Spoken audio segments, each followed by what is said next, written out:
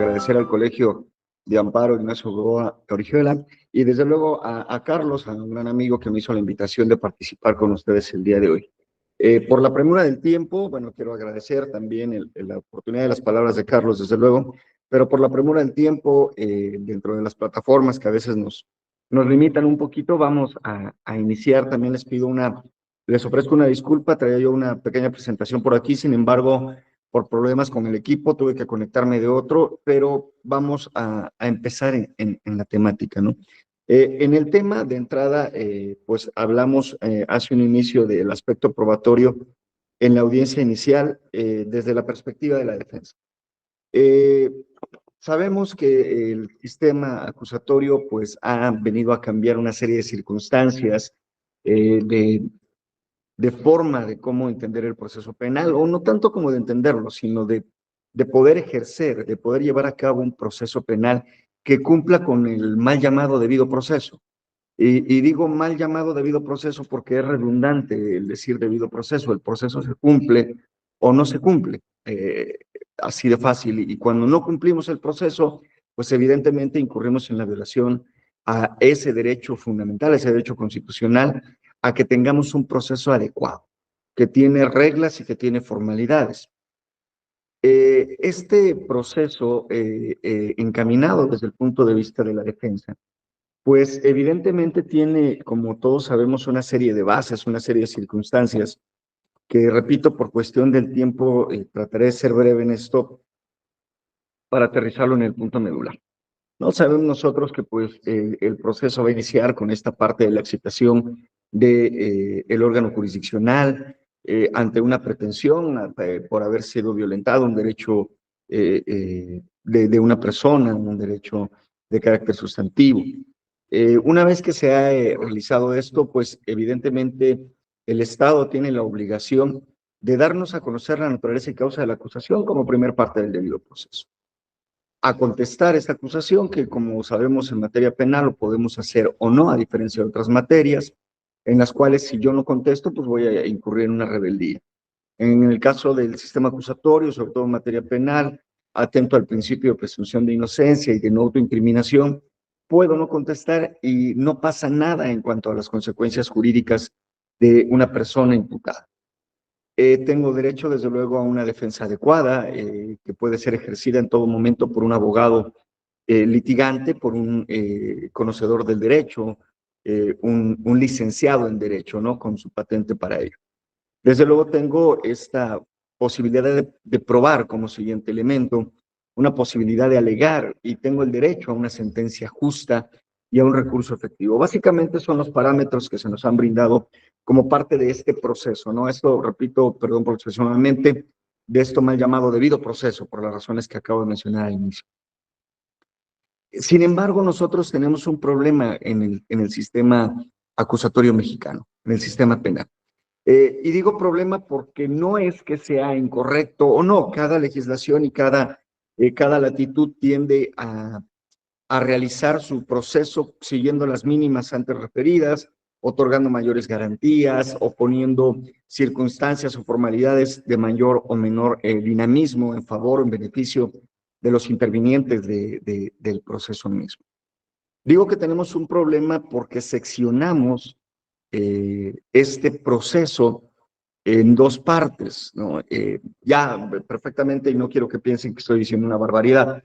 No, sé que el proceso se divide en tres en esencia, en una etapa inicial, en una etapa intermedia y desde luego en el juicio. Yo hablo de que seccionamos en dos partes este proceso de manera material y de manera formal al establecer precisamente este plazo constitucional. Este plazo constitucional que como garantía ampliada no se eliminó en las reformas conducentes al término constitucional, en principio por algunas circunstancias por así llamarlo, de herencia jurídica, de que como lo es, se ve al término constitucional, al plazo constitucional propiamente dicho, como un mecanismo sui generis de defensa ante precisamente la cuestión inquisitiva del Estado, en donde traíamos una averiguación previa que por la fe pública que sabemos que tenía el Ministerio Público, era muy complicado defendernos. Esta averiguación previa generalmente nos daba como pie pues el antecedente prácticamente de cajón de una sentencia condenatoria, ¿no? Y precisamente el término constitucional permitía este mecanismo de defensa que no desaparece en nuestro sistema acusatorio, que subsiste y que ha generado ciertos problemas en la dinámica, sobre todo, de realizar o de llevar a cabo esta circunstancia. Porque precisamente, y quiero ser muy enfático a partir de este momento, que son opiniones personales basadas evidentemente en lo que nuestra constitución política de los Estados Unidos mexicanos y desde luego basadas en lo que el propio Código Nacional y en algunas circunstancias que he tenido la oportunidad de ver de algunos tribunales federales con los cuales concuerdo y es la exposición que yo les traigo el día de hoy, que debemos primero entender el término constitucional como un primer mecanismo de defensa. Es decir, forma parte como una garantía ampliada de este derecho a una adecuada defensa, en el cual vamos a tener prácticamente, de hecho, tenemos todas las posibilidades que surgen en un juicio. Es decir, en la etapa de juicio yo tengo la posibilidad de probar como tal, pero también la tengo en el término constitucional. Solamente que debo entender que lo que hago de manera formal no es un ámbito probatorio per se en el término constitucional. ¿Por qué motivo digo que no es un ámbito probatorio como tal? Bueno, no es un ámbito probatorio como tal porque para empezar el propio Código Nacional de Procedimientos Penales en su artículo 261 nos establece las diferencias, regreso más adelante con esto de una manera un poco más detallada, nos hace las diferencias entre el dato de prueba, los medios o elementos de prueba y la denominación de prueba misma. Partiendo de un aspecto meramente técnico, en el término constitucional yo no pruebo. ¿Por qué no pruebo? Precisamente por las diferencias que establece el propio Código Nacional de Procedimientos Penales. Para explicar esto y entenderlo un poco mayor o de mejor manera, debemos, me permitiré en un momento, establecer cuáles son los elementos de prueba para que podamos hablar de prueba. De una manera teórica y siguiendo desde luego los lineamientos y eh, las guías, las pautas que nos da Caferata Nores en su libro La Prueba, en donde nos establece por su sencillez la forma en cómo debemos entender una prueba. Él nos dice, desde luego siguiendo también otros aspectos o conceptos, nos dice que la prueba es todo lo que pueda servir para el descubrimiento de la verdad acerca de los hechos que en aquel son investigados y respecto de los cuales se pretende actuar la ley sustantiva. Esto nos dice Caferata Nores. Maximino Castro nos indica, por otro lado, que toda prueba es el medio jurídico de adquirir certeza de un hecho o una proposición. Este término de certeza también quiero que nos quede claro y lo vamos a dejar ahí al margen por lo que voy a explicar y por qué es que no probamos hablando técnicamente en el plazo constitucional y las problemáticas que nos acarrea. Decía yo, de acuerdo a Caferata Nores, existen 4 elementos para que nosotros podamos hablar de una prueba. Estos 4 elementos, de acuerdo a Caferata Nores, son el elemento, el órgano, el medio y el objeto de prueba. Cuando cualquiera de estos elementos no existe en el proceso, no se da, no hablamos de prueba. Sin embargo, en la realidad, cuando pueda faltar alguno de ellos, sí podemos llegar al conocimiento de una proposición fáctica, que es lo que ocurre precisamente en el término constitucional. Me explico. Cuando nosotros hablamos del elemento de prueba, nos referimos a un dato objetivo que va a ser incorporado al proceso. Este dato objetivo tiene una dimensión muy básica, muy fácil de entender. ¿Qué es un dato objetivo? Pues un dato objetivo no es otra cosa que información. Información que será útil en el proceso. Vámonos a un aspecto de carácter penal.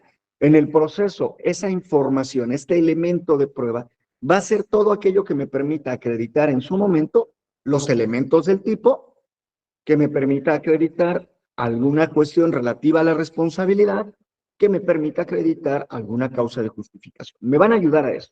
Esa información puede ser, por ejemplo, en un homicidio, una información que me pueda servir es la causa de la muerte. Este será el elemento de prueba. cuáles fueron los motivos por los cuales falleció una persona o perdió la vida. Pero esta información no anda vagando en el mundo, por más que actualmente somos ya prácticamente esclavos de la informática, de las redes sociales y de las nubes, en donde información se puede colgar millones de bytes, terabytes en un espacio inexistente, pero que sin embargo existe, como lo es el Internet. Pero sigue siendo información completamente inútil en la medida que una persona, un sujeto, no la conozca. Ustedes pueden decir, bueno, pues es que en Internet podemos encontrar información de todo, podemos encontrar información de quién murió en las últimas 24 horas, efectivamente, pero esa información no sirve de nada si no la tiene del conocimiento una persona, un ser humano. Este sujeto lo denomina Cafferata Nores el órgano de prueba, que es la persona que posee esa información. Aquel que vio el Internet, que vio la nota periodística, aquel que pudo ver el momento en que le disparaban a otro, aquel que pudo leer un documento y se enteró de su contenido. Él es el que va a aportar esa información. Sin él, esta no va a llegar por regla general, esta información no llega al tribunal. El medio de prueba, bueno, el medio de prueba también es, me parece, algo sencillo, de acuerdo a lo que dice Cafferata Nores, de entender que no es otra cosa que el mecanismo que está establecido en la ley para que el juez pueda obtener esa información, la pueda reproducir el litigante y el juez nuevamente la pueda utilizar para fundamentar las proposiciones fácticas o destruir las proposiciones fácticas presentadas por las partes. Este medio de prueba en el sistema acusatorio solamente hay dos, el principal, que es el interrogatorio, y por excepción, que será la lectura, la incorporación por lectura. Y finalmente tenemos el objeto de prueba, que es aquello que fue probado. Si yo llevo un dictamen médico, no confundir el dictamen con el testimonio del médico, en donde se me determina que la causa de la muerte fue una hemorragia intensa, masiva, por laceración de víscera cardíaca, por ejemplo, pues el elemento de prueba es toda esa información. El órgano de prueba, si estuviera yo en juicio, será el testimonio de este médico legista quien me va a indicar qué hizo y cómo llegó a ese resultado final. El medio de prueba lo serán los interrogatorios y contrainterrogatorios que realicen las partes. Y el objeto de la prueba es qué se acreditó. Lo que se acreditó fue la causa de la muerte. Sin embargo, podemos ver que en materia del término constitucional, del plazo constitucional, la propia ley me restringe. ¿Por qué me restringe? Porque me dice que solamente yo puedo aportar datos y, por otra parte, medios de prueba. ¿Qué es un dato de prueba? Bueno, el dato de prueba, de acuerdo al artículo 261 del Código Nacional de Procedimientos Penales, es la referencia al contenido de un determinado medio de convicción, aún no desahogado en juicio. Palabras más, palabras menos de lo que dice el Código Nacional. En tanto, los medios o elementos de prueba son toda la fuente de información que permite reconstruir los hechos. Por eso nosotros vemos que en el término constitucional, las defensas, los abogados defensores, pueden incorporar válidamente en la audiencia y por lectura el testimonio de una persona. La ley lo permite. Pero también no le impide, de acuerdo al Código Nacional y a la Constitución, no se le impide llevar el testimonio, es decir, llevar a Víctor Jorge Luis a que declare o deponga sobre hechos que le constan para poder extraer cierto grado de información. Yo sé que cualquiera de ustedes me puede decir, bueno, eso ya es prueba. Si usted hace un momento, si tú hace un momento me estabas diciendo que debe tener un elemento de prueba, un órgano de prueba, un medio de prueba y un objeto de prueba, cuando yo lo vierto de esta manera ante el juez de control, estoy obteniendo prueba. Técnicamente no es así. Y no es así por la siguiente razón. Porque el propio Código Nacional de Procedimientos Penales me dice que la prueba es todo conocimiento cierto o probable sobre un hecho que ha ingresado al proceso como medio de prueba en una audiencia y desahogada bajo los principios de inmediación, contradicción, sirve al tribunal de enjuiciamiento como elemento de juicio para llegar a una conclusión cierta sobre los hechos materia de la acusación. Si ustedes quieren verlo de esta manera, es un aparente tecnicismo. Es un aparente tecnicismo en el cual nos dice la prueba solo y solo se desahogará ante el tribunal de enjuiciamiento. No puede darse en otra etapa.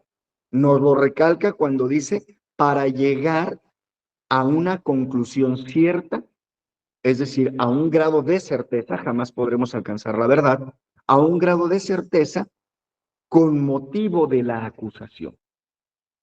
En el término constitucional, no hay formal ni materialmente una acusación, ya que la acusación se va a dar única y exclusivamente en la etapa intermedia. No hay en ninguna otra etapa una acusación, entendida la acusación como la materialización y formalización del jus puniendi del Estado a través del Ministerio Público sobre una persona para acreditar su responsabilidad y exigir la aplicación de este derecho penal. Es decir, una sentencia condenatoria. Esto evidentemente no se da dentro de la etapa preliminar, dentro del plazo constitucional, ya que en el plazo constitucional lo único que nosotros tenemos es una formulación de imputación, es un aviso al ciudadano, es un aviso al imputado de que si se dan los elementos del 19 constitucional en su primer párrafo, es decir, la acreditación de un hecho que la ley señale como delito y la probable participación del imputado en su comisión, se abrirá en su contra un proceso penal. Como reminiscencia, decía yo, garantizamos o maximizamos la garantía de la defensa con el término constitucional. Y todo esto que brevemente y de una manera muy sintética les estoy diciendo como introducción, me lleva a la confusión general. ¿Qué es lo que hago entonces en un término constitucional? Si no ofrezco prueba, ofrezco únicamente datos de prueba o medios de prueba. Entonces, ¿cuál es el resultado? ¿Qué ofrezco? No ofrezco prueba, ofrezco lo ya manifestado. El resultado será, por parte del juez, acreditar un hecho, no acreditarlo, acreditar un hecho negativo, o cuál es el resultado de acuerdo a la fórmula que se está proponiendo. Bueno, el resultado será que no podemos alcanzar en este punto, por ningún motivo, un grado de certeza. La certeza solo la alcanzaremos a través del juicio de debate. Alcanzaremos la certeza única y exclusivamente con el dictado de una sentencia condenatoria, al haber recibido todas y cada una de las pruebas de las partes. Con ello, justificando cada uno de los elementos, tanto los elementos fácticos como los elementos jurídicos a través de mis elementos probatorios. Pero en el plazo constitucional, no. En el plazo constitucional yo solamente tengo un hecho con apariencia de delito y la probabilidad de la participación de un sujeto.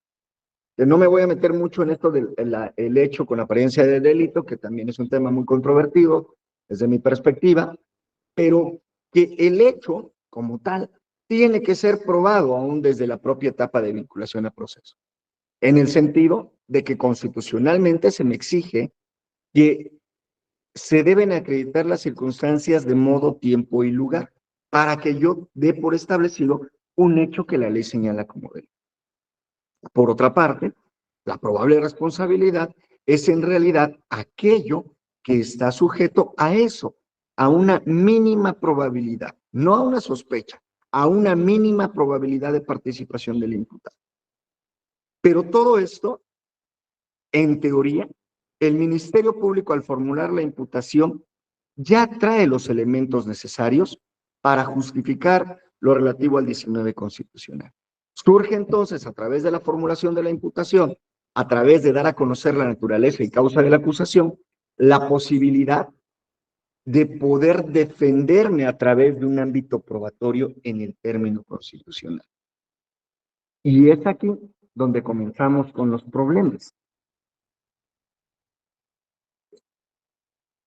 Porque al hablar, de aspectos probatorios, el legislador no estableció en los artículos pertinentes al plazo constitucional, es decir, al denominado término constitucional, no estableció mayores reglas que las establecidas en el artículo 314 del Código Nacional de Procedimientos Penales. Es decir, solamente habla de incorporación de datos y medios de prueba en el plazo constitucional o su ampliación, en donde en términos comunes nos dice que exclusivamente en los casos de delitos que ameriten la imposición de la medida cautelar de prisión preventiva oficiosa u otra personal, de conformidad con lo previsto en este código, el juez de control podrá admitir el desahogo de medios de prueba ofrecidos por el imputado o su defensor, cuando al inicio de la audiencia o su continuación justifique que ello resulta pertinente. Hablando en un sentido estricto, solamente impone una sola carga a la defensa, que voy a explicar a continuación. Pero aquí requiero hacer un paréntesis. He visto y respeto la opinión de compañeros jueces, tanto del Estado como de otras entidades federativas y de los juzgados federales, que en algunas ocasiones al defensor se le exige dar cumplimiento dentro del plazo constitucional a algo establecido en los artículos 337 en relación con lo establecido en el artículo 344 y 346 del Código Nacional de Procedimientos. Es decir, exigen al abogado litigante, al defensor, que realice un descubrimiento probatorio de aquello que pretende ofrecer ante el juez en la audiencia de término o de ampliación del término constitucional. Ejemplo, Yasmín está siendo procesada por el delito de robo. Se le ha comunicado y formulado la imputación. El Ministerio Público ha solicitado la vinculación a proceso. Yasmín se acoge al término constitucional y supongamos que Carlos es su abogado y decide llevar algo común, decide llevar a 3 testigos para que declaren que Yasmín, el día y hora y lugar de los hechos, se encontraba en oposición a ello en otro lugar. Eso es lo único que va a hacer. La exigencia de algunos compañeros, de algunos juzgadores, es, te la admito, pero previo a que le corras traslado al Ministerio Público y si está presente la víctima y su asesor jurídico, del contenido de la información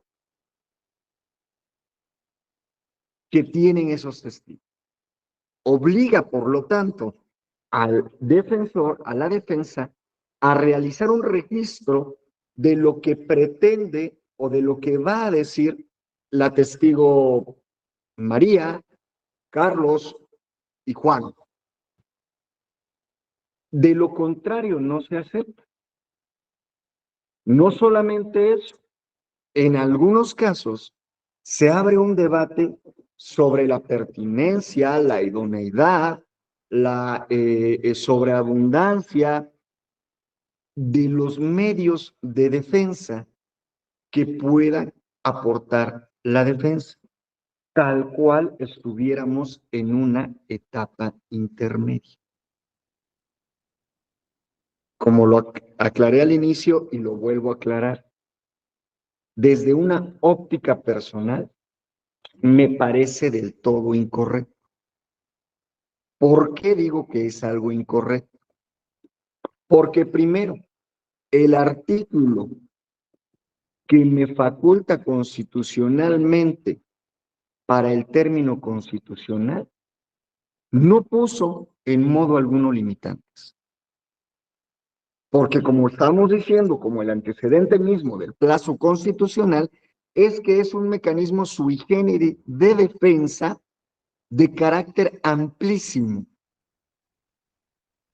en el cual solamente puede hacer uso de él el imputado y su defensor.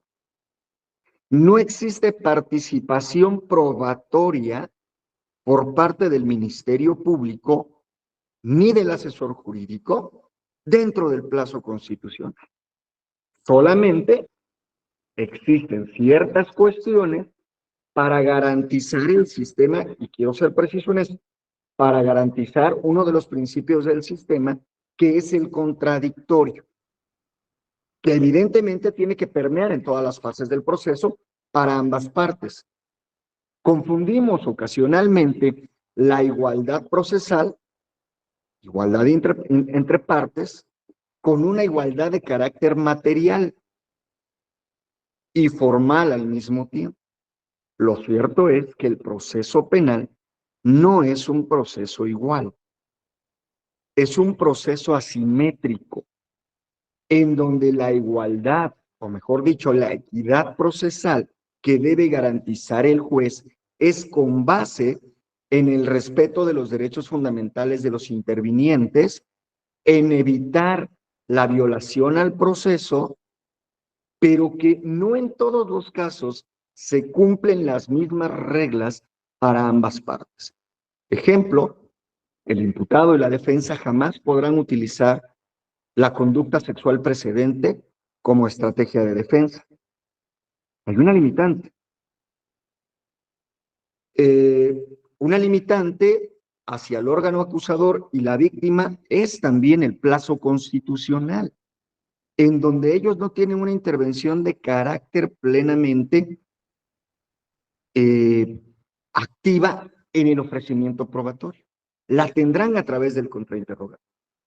Entonces, si nosotros analizamos el artículo 214, que es el que limita y establece las reglas del plazo constitucional, vamos a ver que solamente hay un punto que pudiera justificarse respecto a la actividad del juez para la admisibilidad probatoria, que es precisamente que se justifique la pertinencia de la prueba.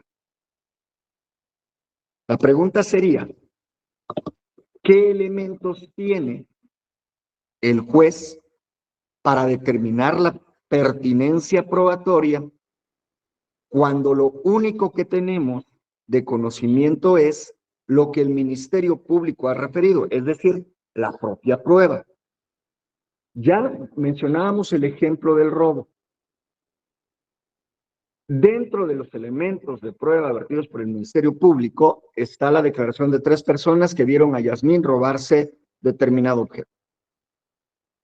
Si yo, defensa, le digo, es que quiero probar que estaba en otro lado y por eso quiero que venga a declarar Juan, María y Alejandra, por ejemplo, ¿cómo el juez puede establecer la pertinencia? Válidamente podríamos decir, en todo caso, que no es pertinente porque no fueron designadas o no fueron nombradas por parte de la representación social. Sería tanto como exigir una teoría del caso completa a la defensa, en el sentido de decir, dime qué pretendes probar punto por punto y con base en qué. Y si lo único que la defensa tiene es la declaración, ojo, la declaración que hace el imputado a su defensor, esta comunicación privada, en donde le dice, yo estuve en otro lugar o yo tengo de estos testigos, pero la intención de la defensa y la intención del imputado es no declarar, no podríamos tener elementos suficientes para la pertinencia. Desde un punto de vista muy personal, la pertinencia la da el simple derecho al plazo constitucional. Pero no podemos trasladar una carga que el legislador ordinario no puso a el gobernado, al imputado en este caso y su defensa, como es la exigencia de un descubrimiento probatorio. No puedo trasladarle el hacer un análisis tal cual como si fuera una audiencia intermedia para debatir cada uno de los datos de prueba, porque en muchas ocasiones, y los abogados litigantes no me dejarán mentir en este aspecto, no conocen ustedes realmente el contenido de estos datos probatorios. No saben qué va a decir el testigo, no saben hasta qué punto vio, no saben la cantidad de información que pueda o no pueda tener. En ocasiones no conocemos ni al sujeto que puede ir a declarar. Solamente tenemos conocimiento de que alguien estuvo presente, pero el imputado no lo puede reconocer, o a lo mejor solamente lo conoce de vista sin saber su nombre. No podríamos realizar esta exigencia que sí es necesaria en la etapa intermedia. No se debe, no se puede realizar en esta etapa, puesto que haríamos negatorio el derecho a la defensa contenido precisamente en el plazo constitucional. Me parece que esta exigencia va más allá, como lo acabo de mencionar y lo reitero, de lo que el legislador constitucional y los motivos que dieron pie a que el legislador constitucional tuviera que implementar o dejara el plazo constitucional. Tampoco el legislador ordinario lo prevé de esa manera. Es cierto, el código hace referencia a que en la medida de lo posible se seguirán las reglas establecidas para el desahogo de las pruebas para el juicio. Ojo, el desahogo probatorio, no su admisibilidad, no su ofrecimiento, el desahogo probatorio. ¿Cuáles son estos? Si yo llevo el dato de prueba, es decir, si yo llevo un antecedente, si yo llevo la declaración de María, esta declaración consta por escrito y la voy a incorporar por lectura. Si yo llevo un medio probatorio, es decir, ya no la referencia, sino el medio mismo a la persona, pues evidentemente tendrá que ser sujeto al contrainterrogatorio, a interrogarlo, a extraer la información, a contrainterrogar, etcétera. Si llevo una prueba pericial, llevo un perito, tendrá que seguir las mismas reglas. A eso se refiere el código, que en la medida de lo posible deberán seguir sus reglas para el desahogo, pero de ningún modo establece esta carga que desafortunadamente ha sido mucha inercia por parte de algunos compañeros en exigir este descubrimiento probatorio previo. No es necesario, no existe disposición alguna que así lo obligue.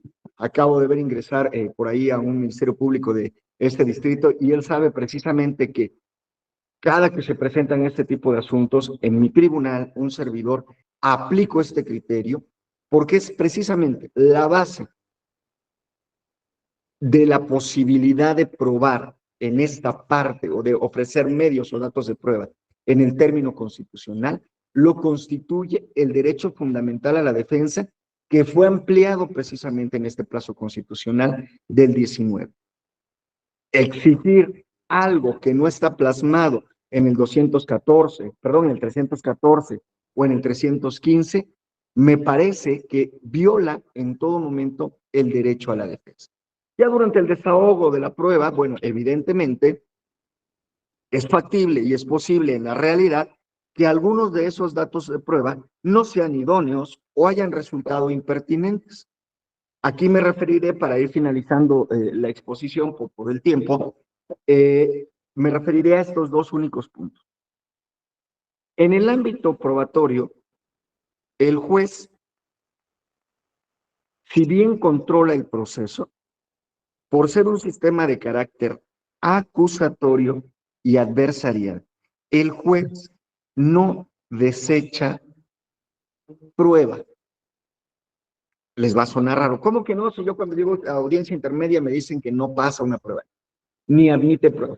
Nosotros únicamente lo que hacemos, y cito el lenguaje del Código Nacional, es excluir los datos de prueba que la propia ley me establece. Es decir, yo solamente voy a excluir los medios de prueba cuando sean sobreabundantes, sean impertinentes, sean innecesarias, que sean violatorios de derechos fundamentales, que hayan sido declarados nulas o que contravengan las disposiciones del Código para su desahogo. En todo lo demás, mi función como juez no es ni admitir ni desechar. Solamente excluyo aquellas pruebas que se adecuen a la fracción primera, a la cuarta del artículo 346. Si esto ni siquiera lo puedo hacer en la audiencia intermedia, el excluir una prueba por impertinencia, o mejor dicho, en algunos casos incluso por idoneidad probatoria, mucho menos puedo hacerlo nugatorio en el plazo constitucional. ¿Y qué pasa si admito una prueba durante el desarrollo del plazo constitucional que resultó ser impertinente? No hay ninguna afectación a derecho fundamental alguno ni procesal, porque al momento de la estimación probatoria, que es la actividad que nosotros como jueces realizamos en el plazo constitucional, simplemente diré eso. Era una prueba impertinente. No tenía relación con el hecho investigado o con los hechos materias de esta pequeña litis en el plazo constitucional, o no era la prueba idónea. Me ofrecieron a lo mejor para acreditar que Yasmín se encontraba en otro lugar, el boleto de avión de otra persona, pues es completamente impertinente. Supongamos en un delito a lo mejor de bigamia y me ofrecen el acta de matrimonio ante eh, un, una circunstancia del clero, pues evidentemente no es una prueba que sea idónea para ello, pero será motivo únicamente de esta estimación probatoria que argumentativamente el juez, con base en la sana crítica, en la crítica racional, deberá estimarle y darle un valor a esta.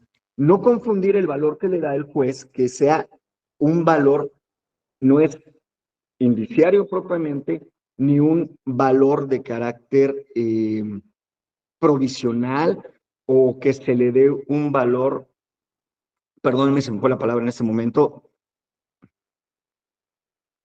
de probabilidad. No. Aún en plazo constitucional, cuando yo desarrollo un dato de prueba o un medio de prueba, puede ser suficiente para desacreditar de plano un hecho o para darlo por probado. Tan es así que el Código Nacional establece que en este plazo constitucional existe la probabilidad de que el juez, en esta resolución de plazo constitucional, decrete el sobreseimiento en algunos casos. Es decir, el alcance, el peso probatorio, el peso de justificación respecto a un hecho puede ser pleno, puede ser parcial y puede acreditar del todo un hecho o desacreditarlo por todo. No por el hecho de que estemos en el plazo constitucional, mis pruebas fundamentan algo como probable. Es que es probable que se murió porque lo mataron. No, está muerto porque lo privaron de la vida. La probabilidad la dejamos para el caso exclusivo de la responsabilidad. De ahí que en este ámbito probatorio debemos, como a manera de conclusión, debemos entender lo siguiente. Primero, no ofrezco prueba en el plazo constitucional. Ofrezco datos o medios probatorios. Segundo, no existe regla alguna en el Código Nacional de Procedimientos Penales o imperativo constitucional para un descubrimiento previo de los datos o medios de prueba que pretenda utilizar la defensa a su adversario, ni siquiera al juez. Y perdón que diga ni siquiera al juez porque tuve conocimiento que en algunos estados de la República incluso el juez pedía el contenido de la información para que pudiera, según ellos, en términos del 314, establecer la pertinencia de lo que se iba a debatir. No existe ninguna regla al respecto. No es posible aplicar de manera tajante lo establecido en los artículos 346 y 344, es decir, descubrimiento probatorio y exclusión de los medios de prueba, tal cual se realiza en la audiencia intermedia. Tercer punto, ¿es posible y necesario que exista un control judicial de la prueba? Sí, sin embargo, no tiene que ser exclusivamente previo al desahogo probatorio, es decir, no tiene por qué ser para la admisibilidad de prueba. Siguiente punto, cuarto, el plazo constitucional es un derecho fundamental basado en el derecho fundamental a la defensa exclusivo del imputado, que es amplísimo y no debe ser limitado. Finalmente, el desahogo de estos datos o medios de prueba en la medida en que técnicamente sean ofrecidos y vayan a ser desahogados, ahí sí deberán cumplir con las reglas establecidas para el desahogo y están inmersas, desde luego, en la etapa de juicio oral. Licenciado Carlos, por el tiempo estoy sobre los límites que me mencionaste y bueno, no sé si hay alguna pregunta, alguna cuestión, algún comentario que quieran hacer con mucho gusto en el tiempo que nos queda. Estoy a sus órdenes. Gracias, licenciado. Pues adelante, si hay alguien. Agradezco nada más la presencia del licenciado Ulises, que él nos está presidente ahí del Colegio de Abogados de Ocotlán. Licenciado Matías, si tienes alguna pregunta, algunas palabras para el ponente, adelante. Sí, claro que sí, pues muchas gracias, señor juez, por su tiempo y su dedicación. Yo tengo una pregunta que se la formulo muy respetuosamente. Para estimar esos datos de prueba, ¿es válido que el juzgador utilice las máximas de la experiencia, las reglas de la lógica o los conocimientos científicos, aunque ya no estén reglamentados como tales en el Código Nacional de Procedimientos Penales, como lo estuvo en el Código Procesal de Oaxaca? Bien, licenciado, muchas gracias. Interesante su pregunta. No sé si al inicio cometí, bueno, sí sé, al inicio cometí un pequeño error al mencionar máximas de la experiencia como una cuestión de valoración. El Código Nacional nos habla precisamente de una crítica racional, ¿no? Eso es lo que establece el Código como elementos de valoración o de estimación probatoria, en este caso del término constitucional. Esta crítica racional es un término procesal, es un término de carácter más que procesal dogmático, en el cual precisamente para poder lograr esta estimación o valoración probatoria a través de la crítica racional, tengo que utilizar como herramientas las cuales usted ya ha referido, ya sea las máximas de la experiencia, en casos concretos, un ejemplo muy sencillo, si el niño se cae y llora y está papá y mamá, las máximas de la experiencia de todos nosotros seguramente nos dirán que al momento de llorar buscará refugio en su mamá. Toda máxima de experiencia admite excepciones, nunca ha vivido con su mamá, pues va a llorar con su papá. Tendrá que ser justificada. Las reglas de la lógica simple y sencillamente, porque al momento de hacer una cuestión de carácter argumentativa, como lo dice Manuel Atienza, cuando nos habla precisamente de la argumentación jurídica, ¿es indispensable construir una cuestión semántica? Sí, pero también es necesario que se construya de un carácter lógico. No podemos por ningún motivo construir un argumento valorativo, probatorio, sin que exista una cuestión lógica. Cuando yo transgredo estas 4 reglas básicas o principios, mejor dicho, de la lógica, mi argumento será falaz y no le estoy dando la estimación probatoria. Y los conocimientos científicos, pues en la medida que sean indispensables utilizar, y ojo, que me los proporcionen las partes, o que en su caso estén en contradicción. Pero sí, no solamente es válido, licenciado Luis, el hecho de utilizarlos, es necesario porque es el punto de justificación. No tenemos una convicción íntima como la tiene el jurado norteamericano, por ejemplo, en el cual ellos no tienen que explicar. Nosotros sí, y esas son las herramientas que debemos utilizar. Gracias, licenciado. Por ahí creo que levantó la mano alguien, Efraín. Lo escucho con mucho gusto.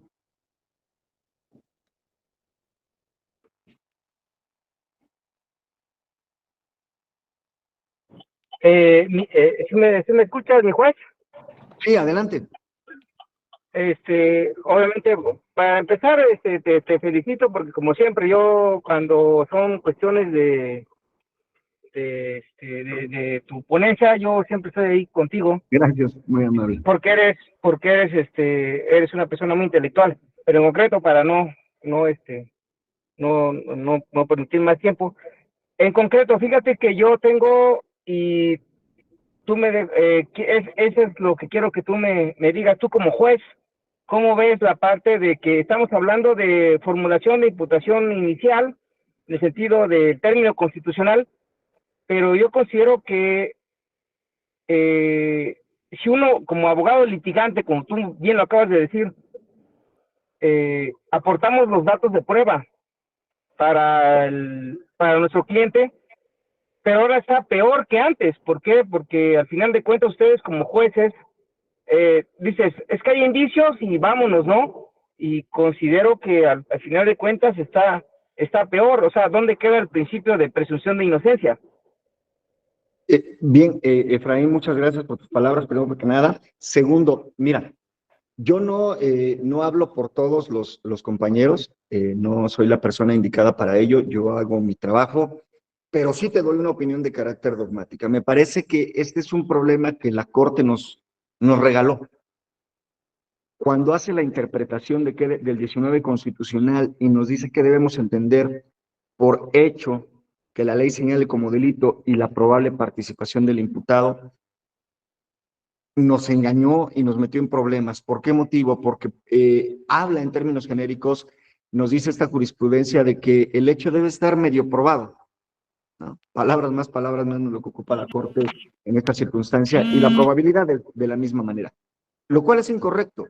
Y no porque lo diga yo o que diga que te lo estoy diciendo, no sé, sin fundamento alguno. El 19 constitucional es claro.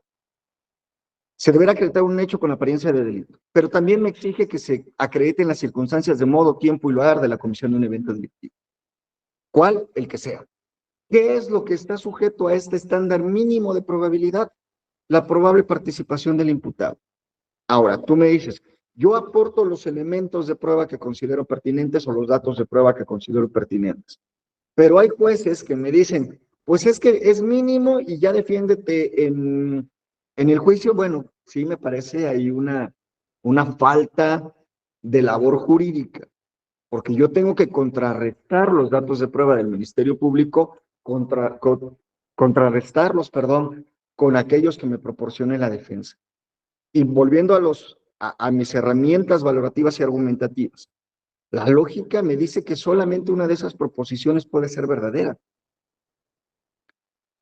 Y en este caso, como hablamos de un grado de probabilidad, si yo no tengo la certeza de que la teoría del caso del defensor es cierta, subsiste la probabilidad del Ministerio Público.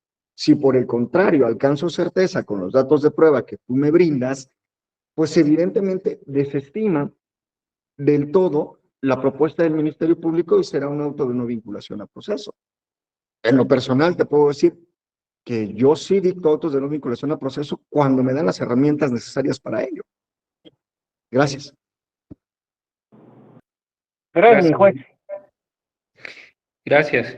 Pues, licenciado, nuevamente, el juez Víctor Jorge Luis, te agradecemos infinitamente tu tiempo, tu espacio que le dedicaste a los que, pues, de una u otra manera queremos ir aprendiendo cada día más en estos temas tan interesantes.